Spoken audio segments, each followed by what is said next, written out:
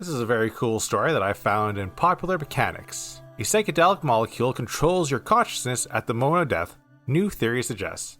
And this story is by Stav Dimitris Metropoulos, and it points out some very cool similarities between people who experience near-death experiences and people who take DMT. Now, DMT is a very interesting molecule. It is heavily legislated against, so it's hard to do tests on, but according to all the literature I read, DMT creates a vivid, dream-like hallucination. And there's lots of studies done on it. There's lots of similar instances that people have while they're taking this drug. So, of course, because there's these shared experiences as well on DMT, is there any other experiences that people have that are the same as this DMT? And people do think that the near-death experience comes close. Let's go to the article. Now, in a more recent study from the Frontier Journal, this was published in 2023, it talks about the experiences of a person who had both a near-death experience and also took DMT. 5-MeO-DMT, a powerful psychedelic cousin of DMT that the Colorado River toad secretes through its glands. The researchers' goal? To find out whether the two experiences overlapped, and if so, whether the DMT could be the brain's own way of rowing us to the great beyond. Yep, they're licking toads.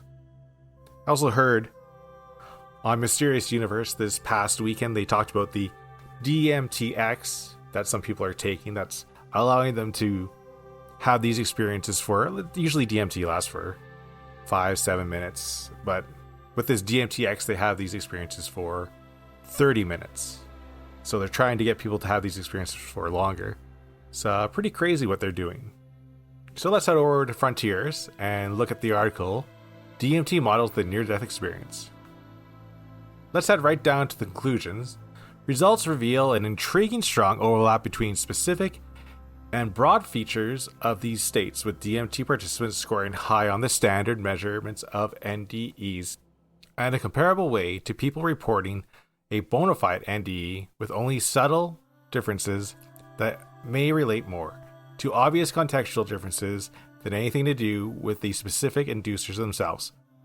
So it sounds like what they're saying is that no matter how these people get to these DMT or NDE experiences, there's some differences that may be based upon culture or their beliefs or what, they saw yesterday. But they're pretty much the same. What's the similarities that intrigue me? Let's take a look at the results, and let's go down to the chart of similarities. Unearthly environment, peace and pleasantness, these are all pretty cool things. Heightened senses, and who doesn't want to be like Spider-Man? Harmony, unity, that's what we're all just trying to feel, right? A place to be. Alter time, time. Really, what is time? Encountering mystical beings / presence. Also very similar. Separation from the body, NDEs are rocketing through that, but of course, you think you're dying, or you are dying. The feeling of joy and bright lights. Now, if these are the experiences that people go through, that people have when they take DMT, it's very perplexing why it's illegal, but we'll step away from that again. And it's amazing that these experiences are happening sort of at the same sort of rate that they're able to get to these things. And if this is really a way to check in with the ethereal beings that are around us all the time, or maybe they're in another dimension, whatever it is very interesting to note that the DMT experience doesn't have a life review.